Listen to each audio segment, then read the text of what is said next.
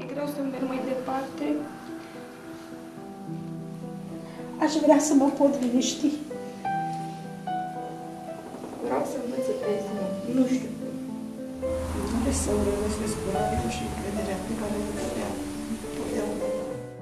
Poate încep să, nu știu, să mă iubesc sau să-mi pese și de mine și să îmi pese și de ceilalți în același timp. Cu ajutorul dumneavoastră, sper să capăt, nu știu, aceleași forțe care le căpătase pe parcursul anului trecut. Așa și, nu știu, să devin mai... să nu mai plâng așa de ușor. Sper să mă ajutați să ies la suprafață. Aș vrea să plec fără mască.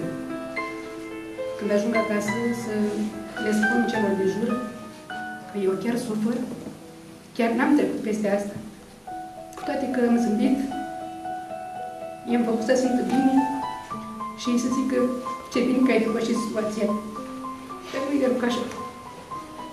Și vă rog foarte mult, luați-mi masca.